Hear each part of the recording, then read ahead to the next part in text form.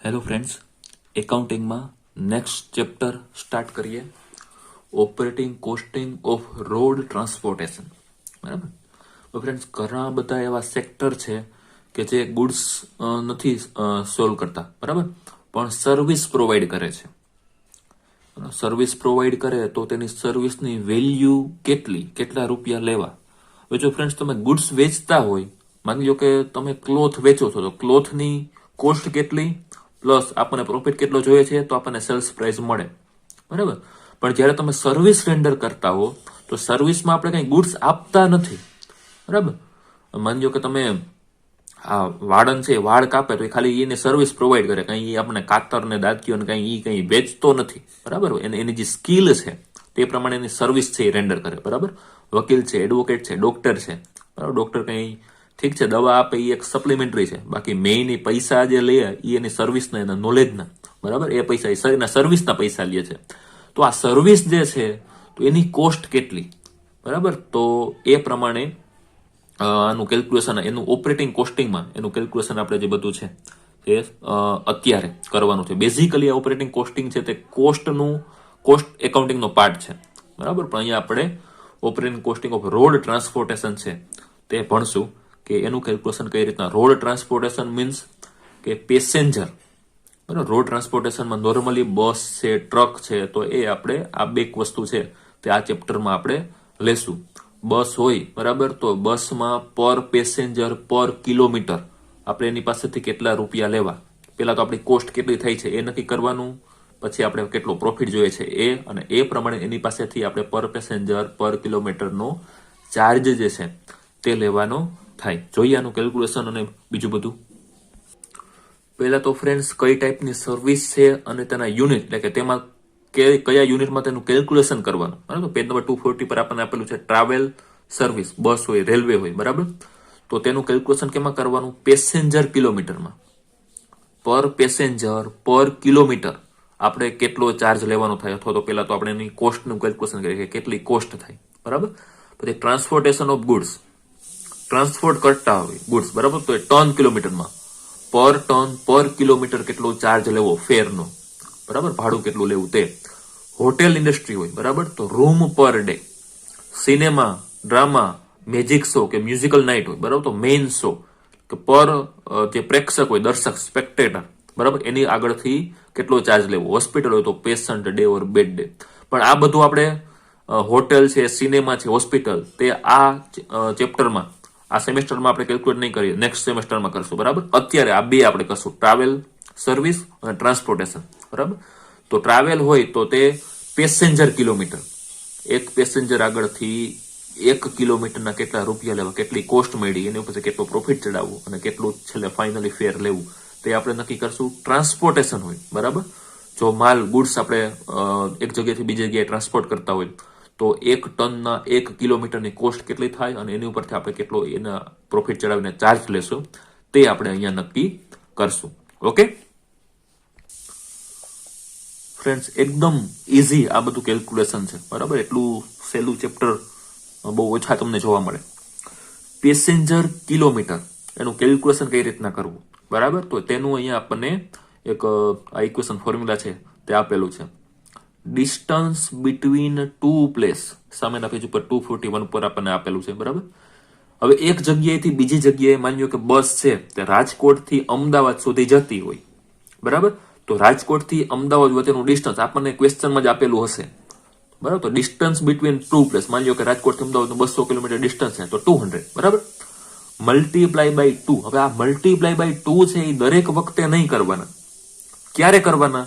તો કે બસ છે તે રાજકોટથી અમદાવાદ જાય છે અને અમદાવાદ તે રિટર્ન જો રાજકોટ પાછી આવતી હોય તેને રાઉન્ડ ટ્રીપ કહેવાય, બરાબર. સિંગલ ટ્રીપ નહીં, પણ રાઉન્ડ ટ્રીપ.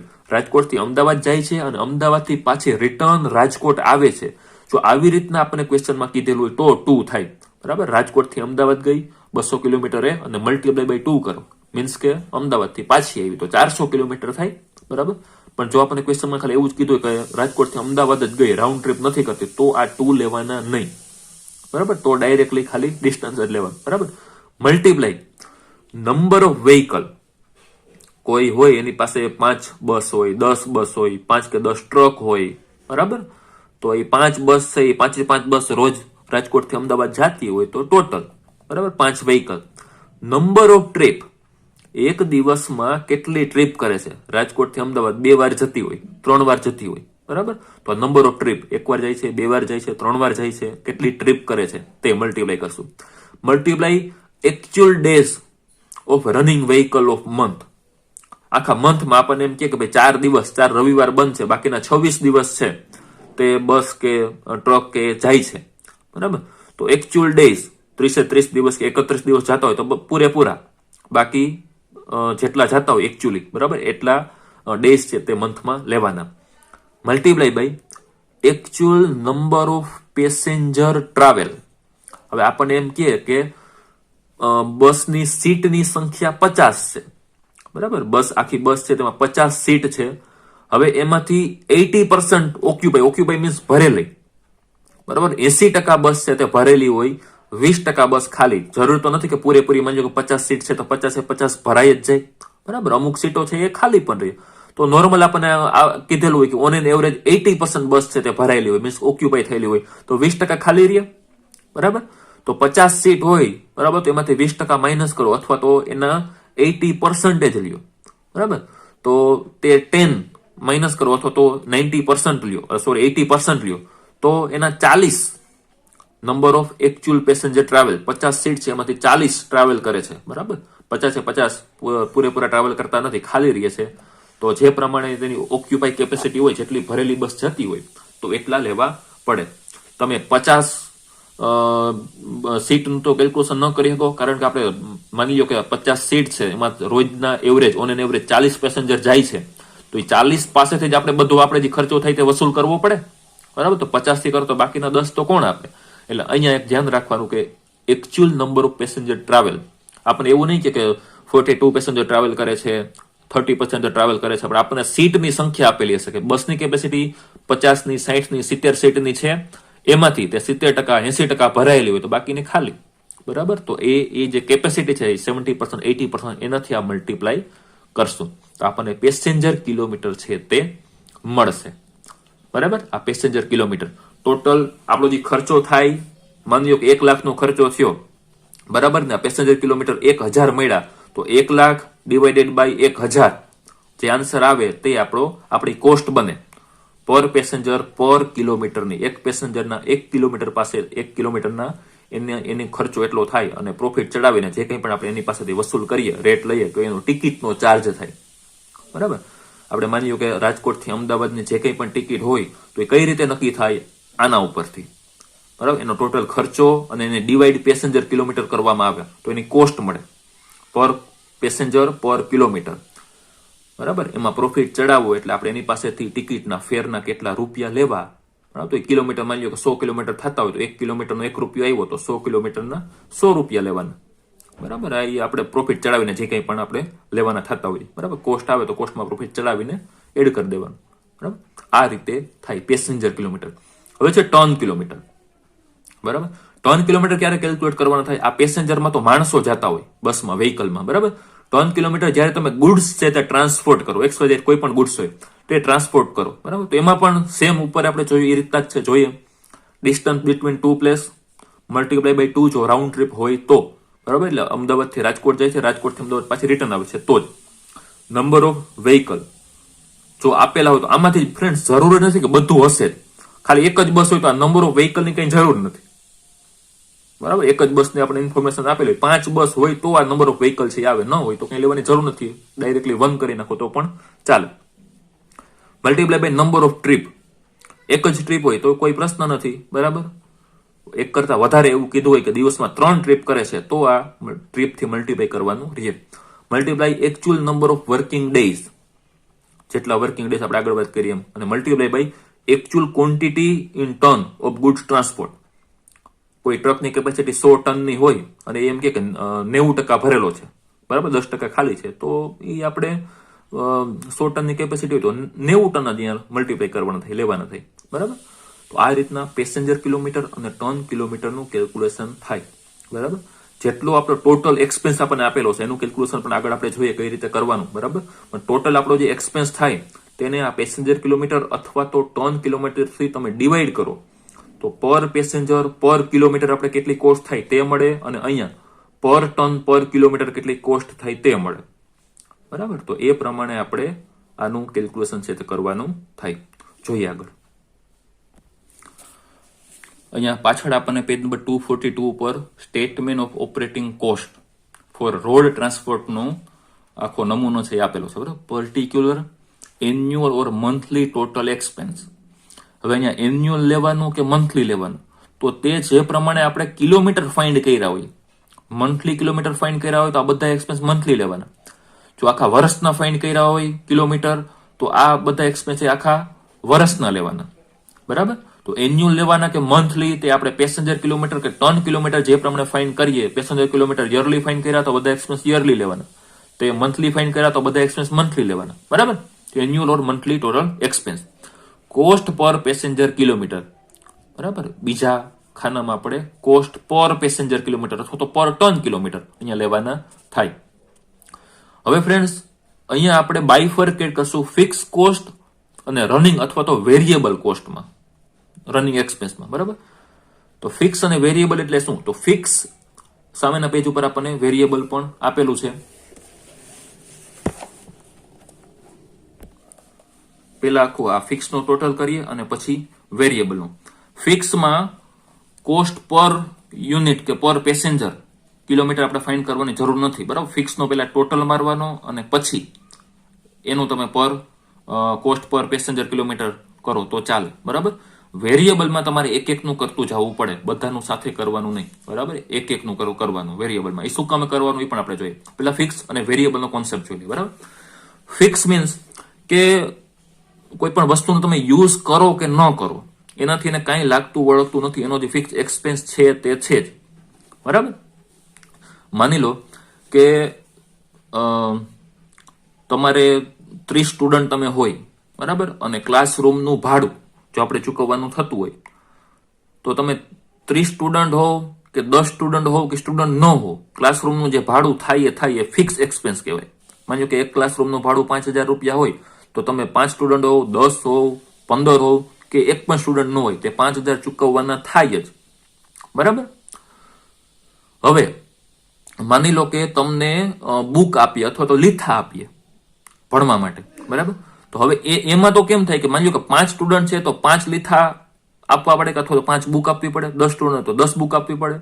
તો એ શું થાય, જેટલા સ્ટુડન્ટ વધુ એટલી એની કોસ્ટ વધે. બરાબર, પર યુનિટ જે ચેન્જ થાય, 10 માની લો કે 10 રૂપિયાની એક બુક છે ને 10 સ્ટુડન્ટ છે તો 100 રૂપિયા ખર્ચો થાય. બરાબર, હવે 20 સ્ટુડન્ટ હોય તો 10 ગુણ્યા 20 તો 200 રૂપિયાનો ખર્ચો થાય. બરાબર, પર સ્ટુડન્ટ વધવાથી કે ઘટવાથી, બરાબર, જ્યાં ફરક પડતો હોય તો એને કહેવાય વેરિયેબલ. પર યુનિટ વધઘટ થવાથી જ્યાં ફેર પડે એને કહેવાય વેરિયેબલ. અને પર યુનિટ વધઘટ થવાથી કંઈ ફરક ન પડે એનો ટોટલ એનો રહે. માની લો કે ભાડું છે તો 5 સ્ટુડન્ટ હોય તો પણ ભાડું ભરવું પડે, 15 હોય તો પણ એટલું જ ભાડું આપવું પડે, અને કોઈ પણ સ્ટુડન્ટ ન હોય તો પણ એટલું જ ભાડું આપવું પડે. અહીંયા બસમાં કઈ રીતે થશે? હવે માની લો કે ગેરેજનું રેન્ટ છે, તો ગેરેજનું રેન્ટ હવે 5 બસ હોય, 2 બસ હોય, બરાબર, બસ હાલે કે ન હાલે, બસનું ભાડું તો એટલું જ દેવાનું. માની લો કે આખો મહિનો બસ પડી રહી ગેરેજમાં, હાલી જ નથી, છતાં પણ ગેરેજનું રેન્ટ તો આપવું જ પડે. બરાબર, પણ પેટ્રોલ છે એ તો બસ જેટલી હાલશે એ પ્રમાણે પેટ્રોલના ખર્ચમાં વધારો ઘટાડો થશે. ઓઇલ છે, બરાબર, ટાયર ટ્યુબ છે, તો એ તો જેટલી બસ વધુ હાલે એટલો એક્સપેન્સ વધે, બસ ન હાલે તો નો એક્સપેન્સ થાય. બરાબર, બસ એમને પડી રહી આખો મહિનો તો કઈ પેટ્રોલનો એક્સપેન્સ જ ન થાય. બસ છે આખા મહિના દરમિયાન જેટલી વધુ હાલે તો પેટ્રોલનો એક્સપેન્સ વધુ, બસ ઓછી હાલે, ઓછા કિલોમીટર હાલે તો પેટ્રોલનો એક્સપેન્સ ઓછો. બરાબર, તો તેને કહેવાય વેરિયેબલ. બરાબર, તો અહીંયા આપણને ફિક્સ અને વેરિયેબલ બધા આપેલા છે.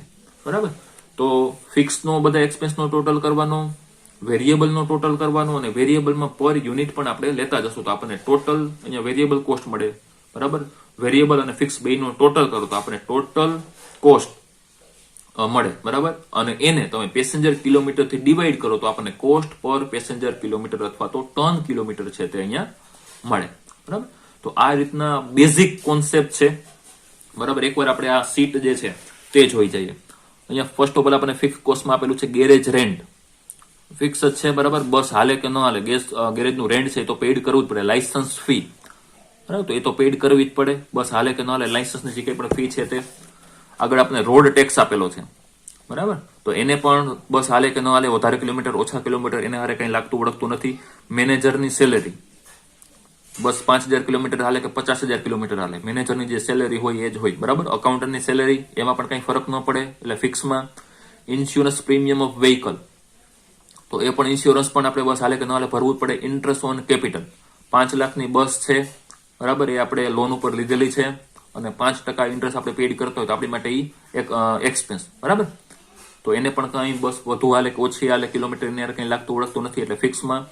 એડમિનિસ્ટ્રેટિવ એક્સપેન્સ, ડ્રાઈવરની સેલેરી, કંડક્ટરની સેલેરી, ક્લીનરની સેલેરી.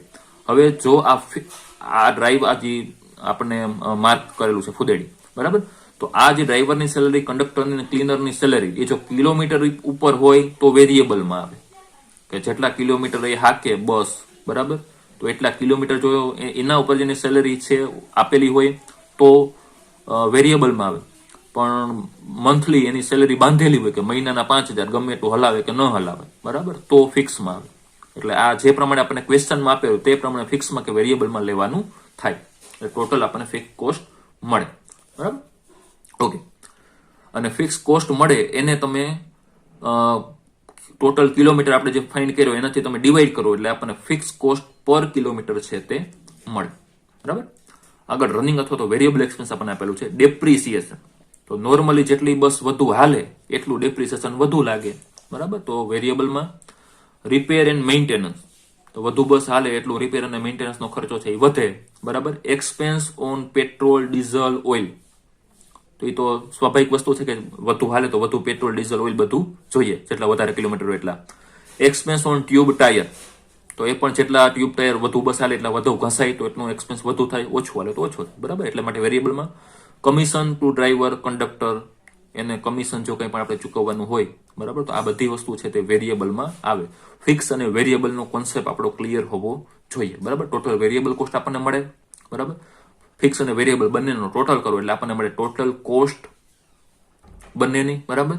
અને એને તમે ડિવાઈડ કરો, બરાબર, કે પેસેન્જર કિલોમીટર આપણને અથવા તો ટન કિલોમીટર જે મળેલા હોય, બરાબર, તો આપણને કોસ્ટ પર પેસેન્જર કિલોમીટર છેલ્લે લાસ્ટમાં આપણને મળે. હવે આ ક્યાં જોવાનો ટોટલ, તો કે કોસ્ટ પર પેસેન્જર કિલોમીટરમાં જે આવ્યું હોય, ફિક્સ કોસ્ટ જેટલા ટોટલ રૂપિયા આવ્યા હોય ડિવાઇડેડ બાય પેસેન્જર કિલોમીટર અથવા તો ટન કિલોમીટર કરો એટલે યુનિટમાં મળે તમને, પર યુનિટ, બરાબર. અને વેરિયેબલમાં તો એક એકના આપણે કરતા જવાના છે, છેલ્લે આપણે કોસ્ટ પર પેસેન્જર કિલોમીટરનો ટોટલ કરવાનો થાય, બરાબર. પ્રેક્ટિકલ સમ કરીએ એટલે તમને વધારે ધ્યાનમાં આવશે જ્યારે આપણે કરશું ત્યારે, બરાબર. તો આ બેઝિક ઓપરેટિંગ કોસ્ટિંગનું છે, બરાબર. પ્રેક્ટિકલ સમ છે આપણે નેક્સ્ટ લેક્ચરથી સ્ટાર્ટ કરશું. ઓકે, બીજા કંઈ પણ બેઝિક ક્વેશ્ચન હોય તો તમે પૂછી શકો છો પર્સનલમાં. Okay, thank you.